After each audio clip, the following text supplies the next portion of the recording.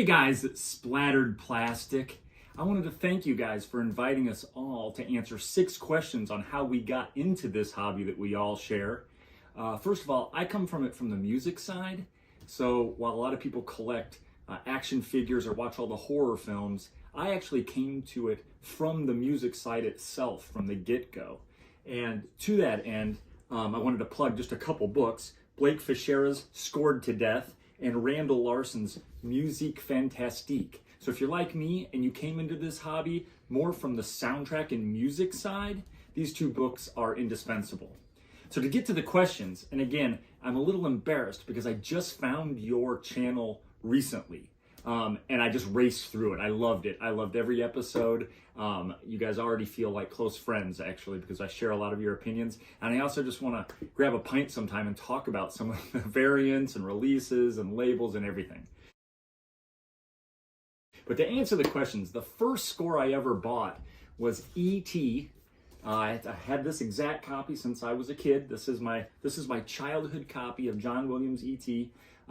It's one of my favorites, and it kind of kicked off a want to take piano lessons and get involved with music to begin with. So this one I've had this one for 40 years, and it's still looking great.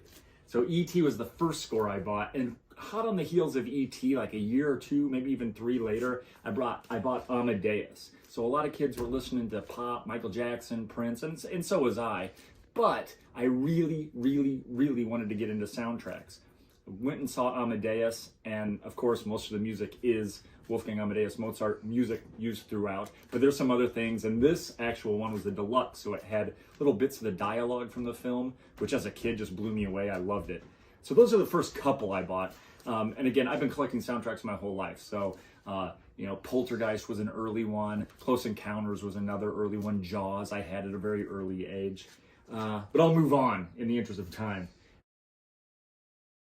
Favorite composers. This is a really tough one because it's changed a lot. Jerry Goldsmith was an early one. Obviously Morricone, which I'll probably put on my final list, which I'm going to give you now. But really, if there was one composer that I just found hits on every level, it's Pino Donaggio. I'm just throwing a few of them I have. I think I own pretty much every record he's ever released. I love The Howling. The Howling's one of my favorites. I had Piranha from day one too as well. This is an oldie. It's becoming kind of rare at this point, actually. But Pino Donaggio is even the Dress to Kill. If you haven't spun that one yet, definitely pick up a copy of Dress to Kill. Obviously, I said already, Ennio Morricone. I don't know how you cannot love his work. I'm a huge, huge fan.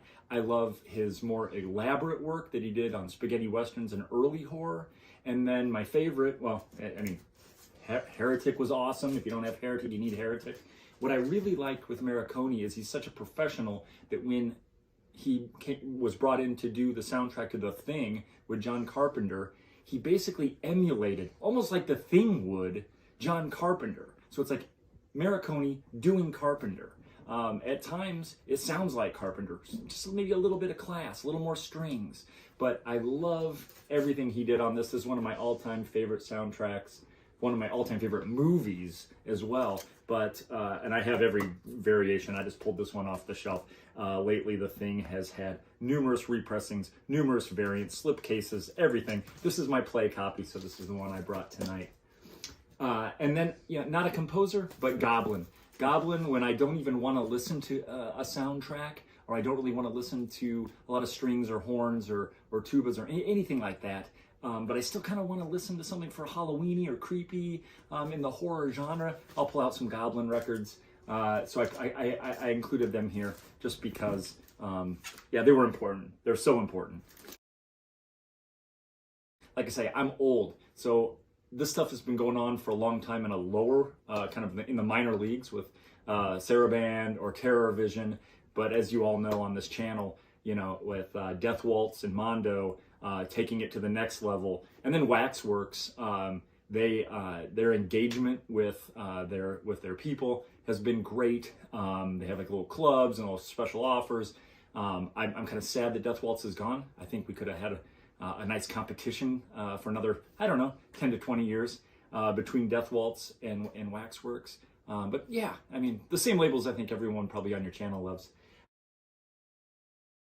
Now I'm old, so I don't collect a lot of the variants. I still love black wax. I still love the records as they come. I don't really need to have every variant of a release. One thing I do like to have are the different pressings and the different decades. So like in the Halloween 3, I love having the original, and then I love what Death Waltz did in the early to mid 2000s, and then of course they went and repackaged it again with the whole packaging, with the Halloween decorations and everything in it. So it's not variants per se, but I do like to see what these new labels are doing with the artwork.